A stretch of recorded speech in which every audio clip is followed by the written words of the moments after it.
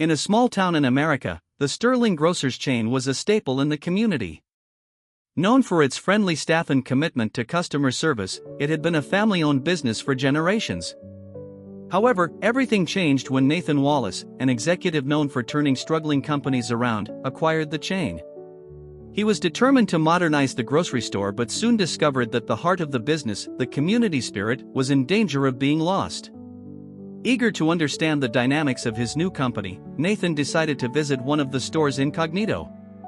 Dressed in faded jeans and a worn cardigan, he hoped to blend in with the customers. This was his fourth visit to a Sterling Grocers location, but unlike his previous visits accompanied by a team of executives and PR professionals, this time, he was alone. As Nathan strolled through the aisles, he noticed a commotion at checkout lane 3. A young cashier named Jake was loudly mocking an elderly customer, Mr. Tom, who was struggling to pay with a small pile of coins. Mr. Tom, a tall man with the straight posture of a veteran, was counting his change slowly and carefully. "Oh, come on, old man," Jake sneered, rolling his eyes dramatically. "We have credit card readers for a reason, you know? It's not 1922. The laughter from the surrounding customers stunned Nathan. He felt his grip tighten around the can of soup he had picked up earlier. Mr. Tom's face turned crimson with embarrassment as he fumbled with his coins. "I'm sorry," he murmured, his voice barely audible. "This is all I have." Jake continued his tirade, making a mockery of the situation. "Oh great, we get to hunt for pennies. What's next? Paying with seashells?" The crowd snickered, but Nathan felt a wave of anger wash over him. He glanced around for a manager. Harvey Briggs, the store manager, was nearby but seemed more interested in his phone than the humiliation unfolding before him. As Mr. Tom's hands shook while counting the coins, Nathan noticed a small medical bag attached to his belt. A thin tube snaked up from it, partially hidden by his shirt. It was clear that Mr. Tom was dealing with health issues, and yet he was still trying to maintain his dignity. After what felt like an eternity, Mr. Tom finally gathered all the coins. "I'm almost done," he said quietly. "Just need to count out the last dollar." "Oh, take your time," Jake replied sarcastically, his voice dripping with mock sweetness. "It's not like I have a job to get back to." Feeling a surge of compassion, Nathan stepped forward, ready to intervene.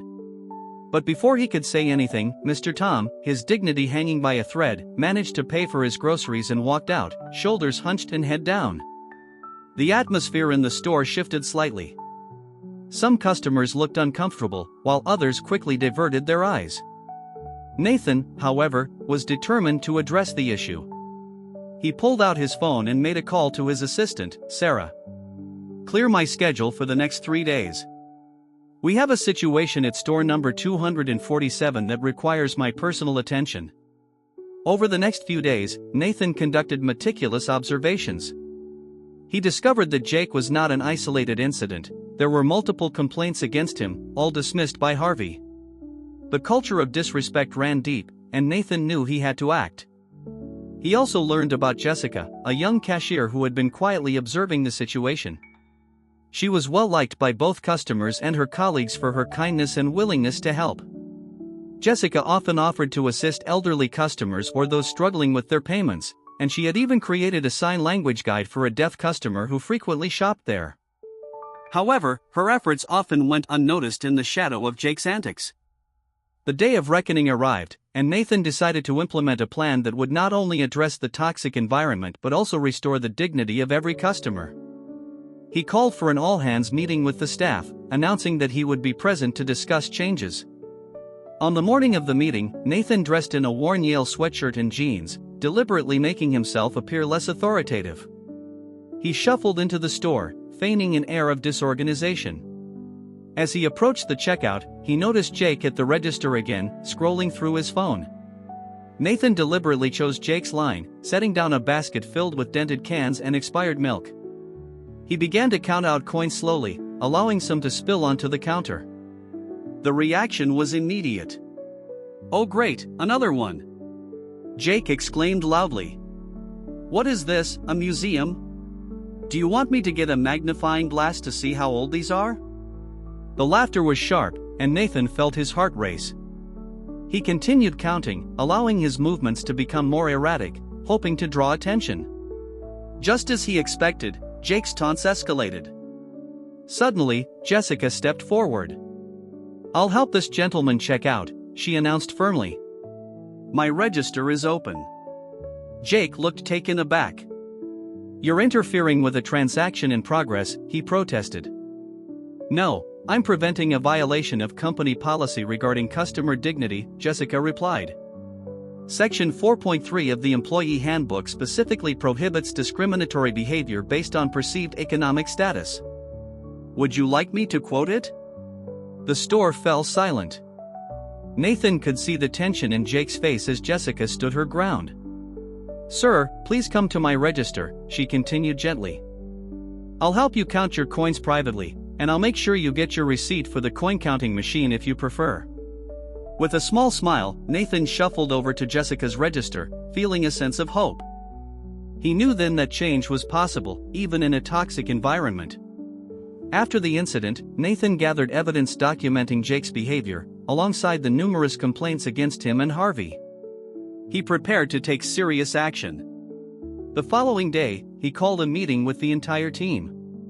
He addressed the employees, explaining the importance of respect and the new policies they would be implementing to ensure no one would be treated with such disdain again.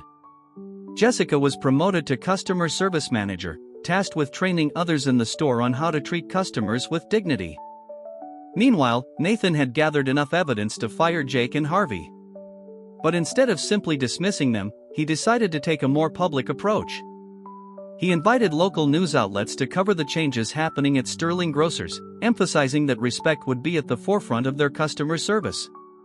The day of the meeting arrived, and Nathan stood before a crowd of employees, community members, and the press. He shared the stories of Mr. Tom and others who had been mistreated. The footage of Jake's mockery was shown, and the room fell silent. "Today, we're not just firing 2 employees," Nathan announced. "We're rebuilding the foundation of community that Sterling Grocers was built upon. We are implementing mandatory sensitivity training and establishing a zero-tolerance policy for customer harassment." The applause was deafening, and Nathan felt a sense of pride. As the meeting concluded, he spotted Mr. Tom at the back of the room, tears in his eyes. Nathan approached him and offered a heartfelt apology, vowing that such behavior would never happen again. In the months that followed, Nathan's efforts began to pay off. Sterling Grocers became a model for respect in retail, and customer satisfaction soared. The once toxic atmosphere transformed into one of support and dignity. Nathan had not only changed a store but had also rekindled the spirit of community that had been lost. Through it all, Nathan learned that respect is not just a policy, it's a practice that requires commitment and courage. He watched as Jessica trained new employees, instilling in them the values that had been neglected for so long. She became a mentor to many, guiding them on how to treat every customer with kindness and respect, regardless of their circumstances. As the holiday season approached, Nathan decided to organize a community event at the store. He invited local families, veterans, and community leaders to come together for a day of celebration and connection. There would be free food, activities for children, and opportunities for everyone to share their stories. On the day of the event, the store was bustling. Families filled the aisles, laughter echoed throughout the building, and the atmosphere was alive with joy.